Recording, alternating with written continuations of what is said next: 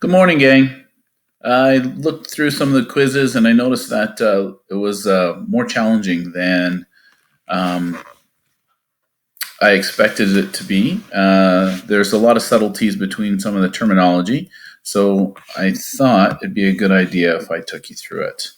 Okay, so safety first, we've always talked about this, and it's most important that we train your connective tissue because muscles, bones, tendons, and ligaments take a longer time to strengthen than your heart and your lungs. So often we feel a lot better, like we have a lot more energy and that we can go for longer, but really, especially for youth and teens, our muscles, tendons, and ligaments take longer, usually about a month to 2 months lag behind our lungs and our heart. So we want to train for our age. The number one thing that resistance training does is it increases our confidence. People always report that increased confidence, increased sense of self, increased self-esteem is the number one thing they seem to feel as they increase their exercise through resistance training. Increases your overall mobility, reduce chance of injury, actually by 60%, especially for women. They reduce their chance of injury by 60%. Increases your resiliency, so you're able to bounce back sooner, and increase bone density. Your brain functions better. So for many people, exercise is prescribed to help with brain functioning and reduce chance of dementia and Alzheimer's later in life. So strength training terminology, a lot of terms here. So basically strength is applying force. Maximal strength is applying maximum force. Relative strength is how much force you can apply related to your body weight. Your power is your ability to apply force quickly. Okay, like throwing a ball or lifting a medicine ball over your head and chucking it in the air as fast as you can. Sprinting is power. Jumping is power. Maximum power would be your ability to jump as high as you can. The maximum amount of strength you can apply as fast as you can. That would be your maximum power. Another peak power is the highest power point of force. So you're applying force, and if you're imagining it on a graph, you would be applying this force, and right up here at the very peak, that would be your very peak power. So as high as the ball could go is when you're throwing it, or as far as the ball goes when you throw it, that would be your peak power. Or as high as you can jump, that would be your peak power. Explosive strength is your ability to instantly apply force, so kind of like reaction speed. That is an example of explosive strength. And speed strength down here. Get rid of that. Speed strength is your ability to apply force rapidly. Okay, so sprinting is definitely a good example of that. So as you, the speed of your limbs, applying force into the ground to push your body forward, to drive your body forward. Okay. Next up, your speed endurance. Now, can you do this can you apply force for a regular period of time, for a long period of time consistently? Okay. Jogging, cycling for long periods of time are examples of speed endurance. Playing a soccer game is an example of strength endurance. Maximum effort would be like a lineman at the snap of the ball driving into somebody right away. Okay. A hard effort is something like a hockey player having to absorb hit after hit and deliver hit after hit during their game, or a rugby player. The dynamic effort would be something like a basketball player changing direction readily, like so quickly all the time, or a lacrosse player, attacker changing direction all the time, or a defender in lacrosse changing direction all the time. That's very dynamic, applying force into the ground to make sure they can make explosive movements.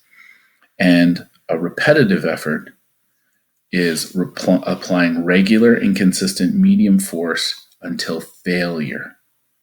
Okay, and that's to build muscle mass. There's a difference here between the strength endurance and repetitive effort. So you can use a repetitive effort to improve your strength endurance.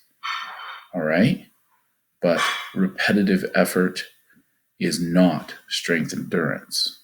Okay, strength endurance can be done for long periods of time at the same level or the same output. So it is just linear. That is strength endurance, linear.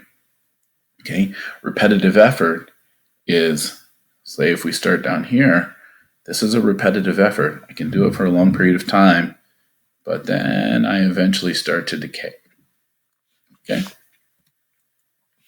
So number one goal for youth is body and limb control when we're increasing strength. Joint stability is second on the list, because once we get our core control in our body and limb control, then we can control our joints. So we reduce shoulder injuries, ACL injuries, sprained ankles. General strength, maximal strength, explosive strength, and then finally strength endurance. You have to have strength before you can have strength endurance. So let's think about that. It's kind of like running. You have to be able to jog before you can have jog endurance or endurance and to run. Same thing for strength. You've got to be able to move something, lift something, right? Apply force. Once you can apply force, then you can work on applying force for a long period of time. In this video, you can watch it on your own. There's two levels. The instructor changes the beginner exercises. So first she uses the push-up. Okay, she uses a push-up hold. She also calls it a plank. Listen. Okay, so she also calls it a plank. And up here, she changes the angle. 45-second top 3 rounds of your one. Be in the top of your push-up position. You're going to walk your hands out a little bit to make that a little bit more challenging. Extended plank. Hollow body position. You're going to hold this. Okay, so that extended plank position, right now, she has changed the angle. She's also increased her, well, she hasn't really increased her range of motion. She's changed the angle at which her limbs are in relation to her core. So her arm is her limb, and it's moved, the angle is at her shoulder. So from her core to her shoulder, the angle has increased. So here you have, so if we look at that angle has increased. It has gone from 90 degrees out to about 120, okay, 130, okay? So it's the angle that changes, or the plane that changes, to increase the difficulty, okay?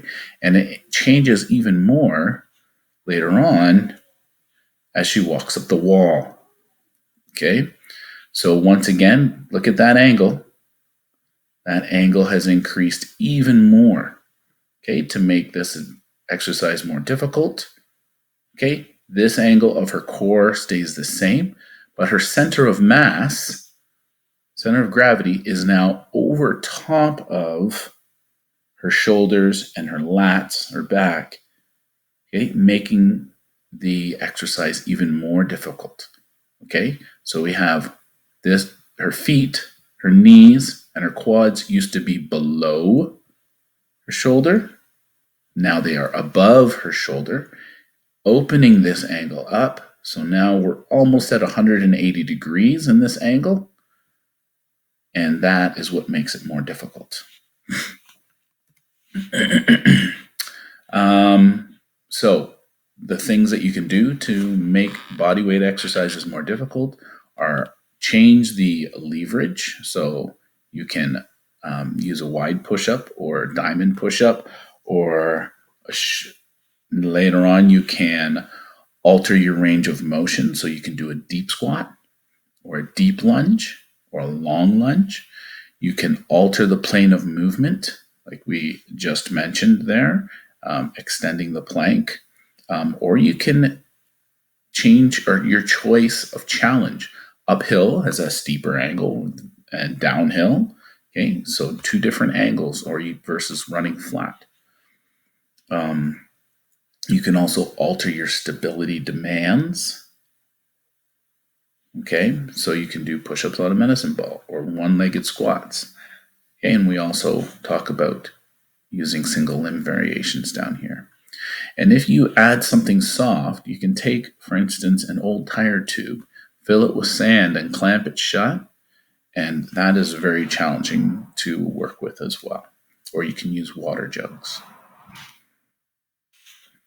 So to increase the challenge a little more, now is when you would add a barbell, or a dumbbell.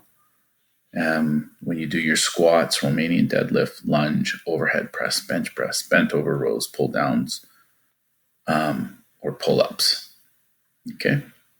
Repetitions 8 to 15, sets 3 to 5. So after you're able to do your body weight, okay, then you move into adding an external resistance.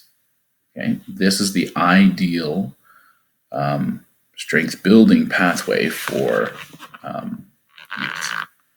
And then once you can do that, then you would go for strength endurance. A little bit more power. So adding explosive strength is usually one of the last things we do, but if you are doing it with light objects, like a medicine ball that only weighs 4 pounds to 10 pounds, you can work on some explosive strength that way. So you can squat, box jump. That's a great way to work on explosive strength. And yes, you can do it at the same time as working on your general strength. Okay, as long as you get that limb control. You want to get limb and core control first, then move on to this explosive stuff. And now go back to your quiz. So give the quiz another shot. Take care.